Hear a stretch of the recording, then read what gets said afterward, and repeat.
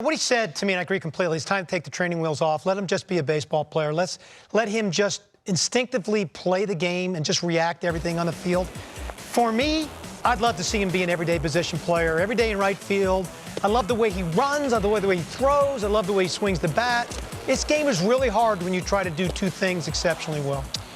You know, Dan, I'm kind of torn with this guy because I've seen in a small spurt his second career start in Oakland on a day game. I was on a Sunday MLB Tonight, and he was as dominant. It reminded me of Roger Clemens, Brett Saberhagen. It reminded me of Pedro Martinez. He was that dominant. 12 strikeouts, no runs, total domination. Fastball 95 to 98.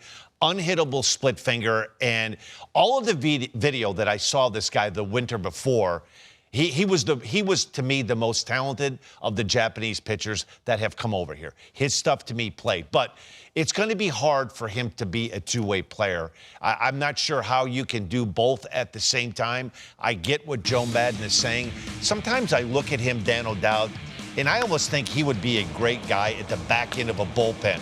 When you throw as hard as he does with a nasty split finger, you would cut down the amount of pitches. It would be short spurts. You could do that along with playing him in the field and DHing. I get where they're going. A very talented player, but I find it hard for him to be able to do both and do both at a high level. You know, I think all of us are pulling for him. I mean, this is just an incredible story, and it has been an incredible story.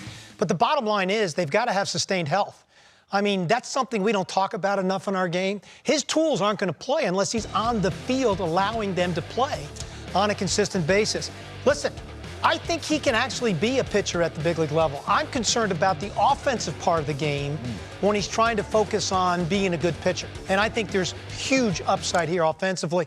I would take his bat over the arm, though when you look at that rotation, I know they probably really need him in that rotation. What amazed me the most in his first spring training, he looked completely lost hitting, and he looked completely lost pitching.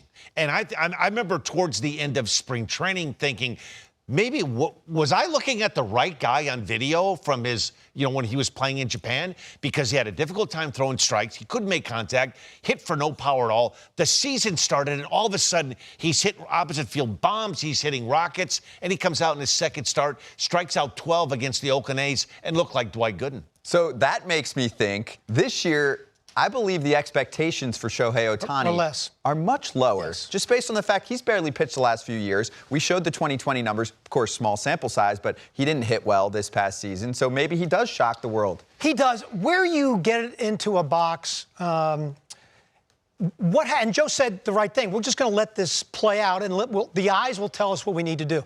So what happens if he's struggling on the mound and he's struggling offensively? That's the box that you get into, because then you have to choose a lane, because you don't want to continue to go through where he's struggling in both areas. You're going to have to pick one to focus on.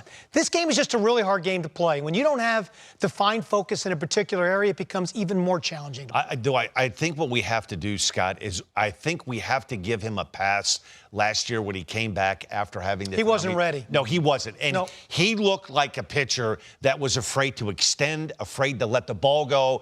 And forget what you saw about him on the mound in 2020. Forget about it. Dry erase board it. Whatever you want to do, forget about it. Because that's not the pitcher he was a year and a half ago. So don't base your opinion on him being a pitcher on what you saw last year. You nailed it. He said after the season, I just need to get past me being able to throw without any worries or setbacks. Once I get through that point, he thinks it's all going to fall into place. So, yes, we're rooting for two-way players in Major League Baseball. We'll see what happens with Shohei Ohtani in spring training.